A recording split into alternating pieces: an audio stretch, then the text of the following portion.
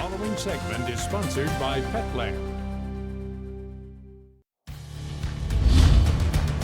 Back on Fox 20 Morning Live, 7:14. Ron is back from Petland, and after going through your vacation, and well, you were at a working vacation in Washington D.C. last week, a couple weeks ago. We're back to talking about puppies, and we've got. Well, you called this, is it cockapoo? That's a cockapoo, and I love the coloring, the merles and all that kind of stuff. They're just crazy. And then this is a little mini Australian Shepherd. And you said they're about 10 weeks old. Yeah.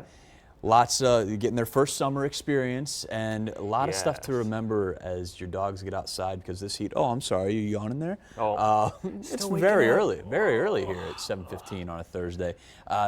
Getting dogs outside, we know they stay cool a little differently than we do. Yes, it is really important that you watch your dog and understand what's going on as far as heat goes. Sure. When we get into these hot temperatures, they're really not all that good for dogs. Really? We can release heat a lot better than the dogs can. A little bit of knowledge of, okay, well, how do dogs release heat? So we do it through sweat. And so we've got the heat coming off of our skin, and it's through the wet and all that kind of stuff evaporating.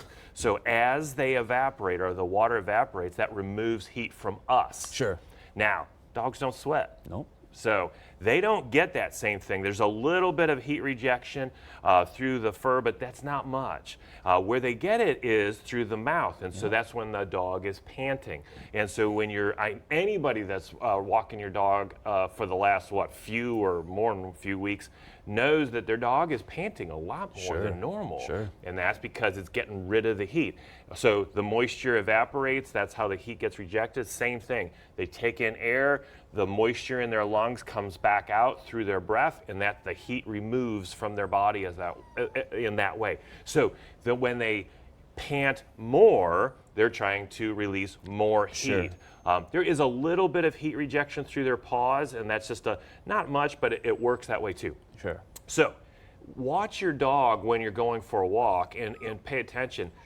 Hundreds of dogs die every summer because of heat exhaustion, heat stroke, and those kind of things. So it is really important to pay attention. Sure. Now, what can you do? All right, the basic things are all, what we know. Get water, let your dog drink as much water as they can. And in fact, encourage a little bit more drinking. Sure. I always like canned foods are a good supplement in the summer because this is 97% water. Sure, yeah. So get it in there, then there's more liquid to be for that hydration and all that kind of stuff.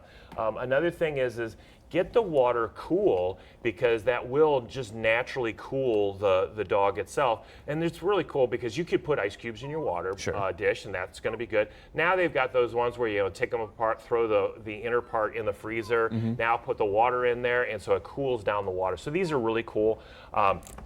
They're really simple. You got a rope toy or something around the house that can absorb some water. Put it under the water, get it all nice and wet, and then throw it in the freezer. So another way to just cool down your dog. I like this one. So there are, water bottles and all this kind of stuff. But Camelback? It's a Camelback for a dog, yeah. And so you put it on there, and then they can carry their own water. So they're being responsible. I like that.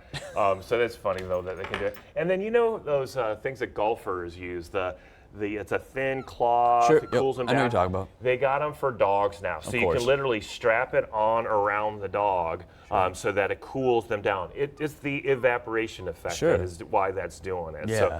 So there's just wonderful ways of doing this. Another thing is this one especially, grooming your dog will help let them get rid of more heat. The consequence, though, is make sure you don't let them in the sun too long if you do a really tight cut, because sunburn then becomes the problem there. They got some of the issues we do too, right? You got a clue. Everything we kind of deal with, they have to deal with in a little different way. Yeah. Well,